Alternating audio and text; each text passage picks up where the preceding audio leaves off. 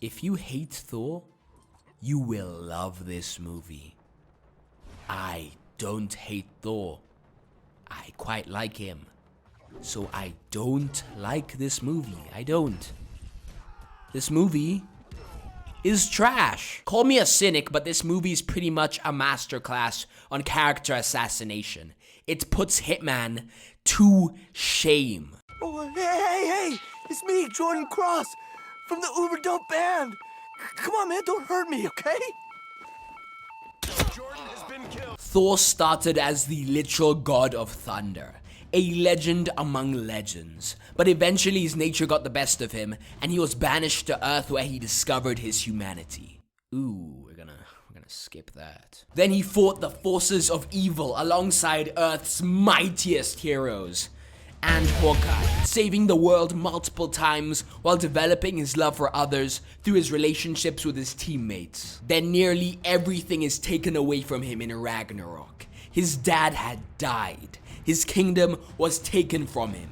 Even though he's so powerful, it showcases how vulnerable he really is. Then, finally, Thor reaches his apex in Avengers Infinity War, where every facet of his personality is taken to its breaking point, coupled with his very epic team-up with the Guardians of the Galaxy. Endgame. That happened. And guys, do you really think the guy from Infinity War, you know, this guy, would be caught dead anywhere near Fortnite Battle Royale? Me neither. But it seemed like nothing at the time. He got one heck of a final battle. He kinda had Eggman aesthetic, but whatever. Then this. Yeah. This movie is a comedy. This movie is a comedy with Gore the God Butcher.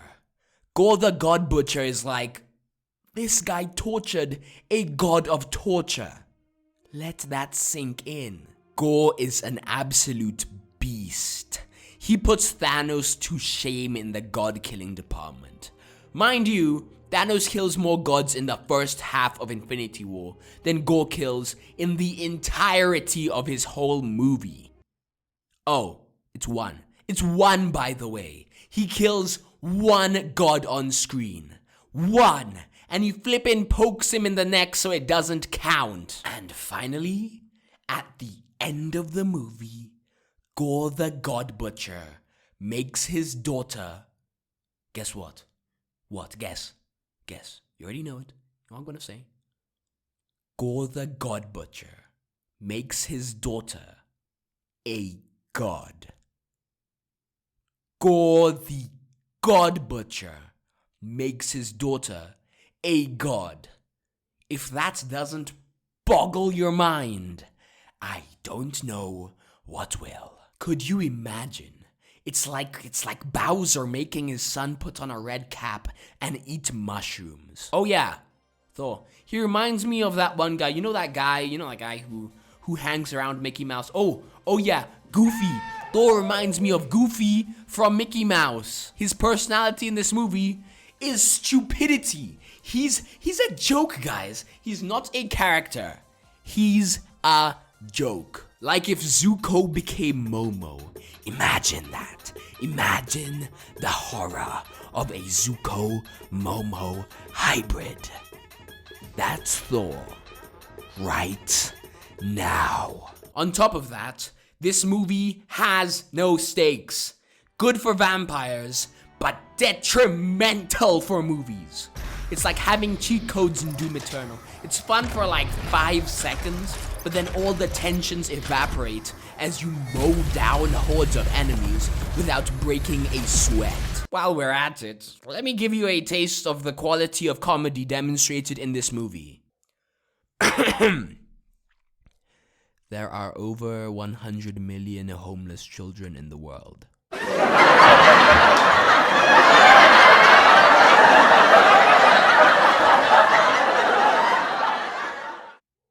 About 1.5 million shelter animals are euthanized every year in the United States.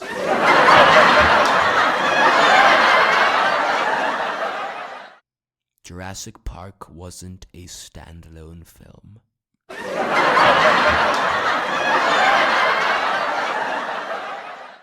I don't know, guys. It's not my kind of humor. Thank God the Guardians got spared in this movie. Oh yeah, they're only in like the first 10 minutes of the film. Here's me thinking I would see an epic and fun adventure with Thor and the Guardians. Nope. Rom-com. How can someone make Ragnarok, then make this? Ooh. Yeah. Psst. Hey you. Hey kid. Did you know there's a magical wish-granting genie thing in the center of the Marvel Universe? And everyone knew about it, yet it was never mentioned before, ever. Sounds fishy, huh? Because it is. No one believes your lies, Marvel. No one but you. I must take my hat off to Christian Bale. He tried. He honestly put some effort into his role. Acting to a bad script is like dancing to a bad tune. Literally impossible.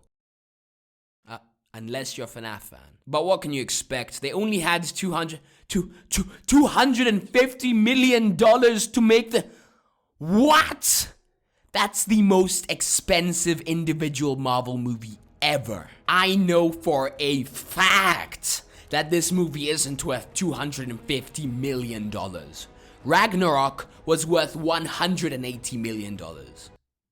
Oh, look at that. Taika Waititi literally made himself one of the main characters. Oh, I get it. My man paid himself to star in his own movie. Yeah, and the movie ends when Thor explains to Gore that he probably should stop killing gods because that's bad. Then Gore stops killing gods, then he dies of a curse. At this point, I'm happy Iron Man is dead.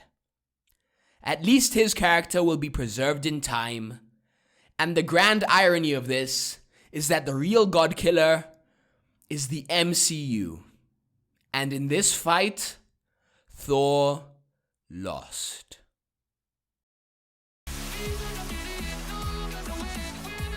Forget that thing about the FNAF music. These beats are fine.